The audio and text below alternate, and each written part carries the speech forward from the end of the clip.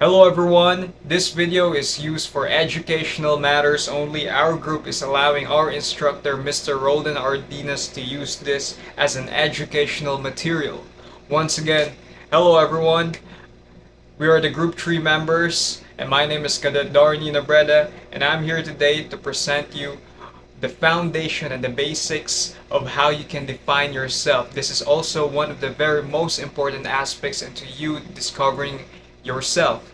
So before we begin, here we have our objectives. As you can see, our objectives simply states that this is all about conveying ideas and topics within our own words and yet still remaining relevant to the facts and topics and to the researches that we've garnered. Now, now that we have presented our objectives, let us now begin the topic about material and economic self. So, first, what is material self? So, according to William James, material self is a self that stimulates about what materials you are trying to possess. So the material that you are trying to possess or what you're trying to purchase defines you of what you truly are. So material itself is simply the base of how you can define about yourself. So this two mingles together, material and yourself. So material self forms under a category of you purchasing something that is important to you, that is reliable to you, and that is useful for you. Places and different possessions that you can be labeling as mine. Mine itself is you claiming that that material is yours, and that mine itself is the one defines what you truly are. So whatever that you're trying to buy out in the stores or what you're ever trying to buy, may that be clothes, food, special items, material self itself defines you, that you're an identified unique person about that thing or about that matter. Good day, everyone. I'm Andrew Inday, and I'm here to talk about the economic self. Economic self greatly talks about the sufficiency that is developed by self. It refers as to how a person saves and spends needs that are needed throughout his life. Economic self greatly refers to the stability and wise thinking of the self that helps you survive, while material self focuses on the aspect of the possession that it holds. Economic self focuses on the decisions that are significant into providing the needs of the material self. Thus, both are helpful into creating a huge impact to the economy and to their society. Those that are economically self-reliant creates a positive background due to the fact that they are more efficient and creates less struggles of any negative feedbacks that come from the economy. Hi everyone, my name is Cadet Gerald Alado. I'm here to discuss the role of material objects in self-description and self-perception. Material objects are very powerful matter in playing a great role in experiences that we have in our life. It plays a great and huge role into developing our psychology and individuality. It assists us in forming a great conduct of self-reflection and emotion throughout the materials that we are obtaining in our life, in the society. Due to material objects that we obtain, we are setting standards that allow us to differ from any other people. It surrounds us into different categories based on how it was made or where it has been made.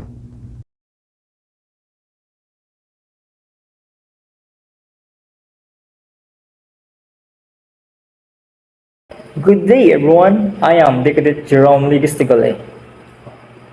As said by Mr. Alado, the role of material objects plays a huge role into differing us from any individuals. But how does it really differ us? First, we have the identity expression. According to Irving Goffman, identity expression is a method or way that lets people display their positions by controlling and moving it strategically. The objects that they have are a signage of who they are. The society creates a conveyance of particular identity and create a unique a legitimate appearance that no actor ever had. Irving Guzman says the society as a stage that lets him see that everyone is an actor, that holds particularity and uniqueness as to how they present themselves or perform themselves to the society. Good day everyone, my name is Dirk P. Cartalia and I am here to discuss about identity stabilization. It is also one of the models that plays a great role into our self-description and perception to ourselves with objects that we are familiar with, which we've acquired, can help to ease our mind and stabilize or maintain a harmonious relationship to people that we are interacting within our basic lives. Basically, the objects that we are acquiring are the ones that help us not to fall out of our identity, because we reflect our mood and personality to the objects that we are purchasing. So the objects that we have basically states who we are, and what we desire. The attitude and the qualities that you set is a symbol of what identity stabilization is all about. What we hold reflects our personality. If what we hold does not meet within our standards, it cannot set any stability into the thoughts and emotions that we convey to the people. So, what implies the possession or lack of them for self-esteem and the feelings of well-being? To be honest, in this matter and in what we've researched, it truly varies. It depends on to what person or what kind of person they are constructing within themselves, since there are two basic type of persons in this world if we're trying to base material self. So there are people who are happy and who are full of joy once they bought their needs, such as their items that are clothes or any luxurious things that they may find to be very appealing. That's what makes them happy. And then once they cannot claim something, they get depressed, they get down, they get full of anxiety, and they get sorrowful. But on the other hand, other people are not defined on how they are lack of possession, and it does not damage or hinder their self-esteem. In this particular matter, this range of people in here says that material doesn't really describe them for who they are. And then on the other hand, the materialistic people or the material self itself, they define themselves as who they truly are, and they find this as their own self stressors that can help cure their abilities of lacking on thinking and to whatsoever negativities that may impact them. So it truly varies to person and to people, because on the other hand, materials itself boosts self-esteem, but onto the other people, materials itself doesn't really help you to boost your self-esteem. It is within you. So it truly varies to as to what categories and as to what implications it may set aside in this matter, and that's really it I can tell you. Spiritual self. Spiritual self is said to be most powerful and beautiful form of self. Spiritual self is all about finding meaning and purpose, and have beliefs that pondering with ourselves and become tolerant and just for other views is a better way than just being intolerant and unagreeable with anyone else. Spiritual self may come to vary when it comes to being expressed, as it as a broad concept. It diversely connects to people that are bigger than most individuals. It can go to religious beliefs, the concept of believing into a higher power such as God, Buddha, Allah, and many more. It can also non-be religious beliefs, but the only thing that can activate such spirituality is by having the values and identification of what really matter to an individual. By discovering what they believe and uphold, they get connected their spiritual self. This form would then help assist them throughout their lives and cling on hope and have faith with have they believe. Spiritual self goes to what meaningful to you. That's all. Thank you. Good day, everyone. My name is Gel Catalonia. Today, I will share to you about my topic, which is the spiritual and how does the religion impact to our spirituality. So here, the spiritual self can become spiritual without religion. But how does religion impact spirituality? Spirituality and religion both have similar aspects. Both are dynamic. They both have multi-dimensional process. The great impact of religion to spirituality are it becomes embedded into particular place of organization such as churches and chapels and many more. It holds particularly and structured form of establishment.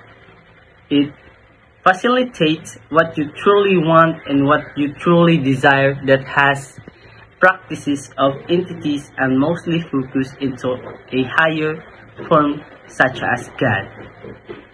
The impact of religion creates not only improving your sense of well-being but also what you truly believe.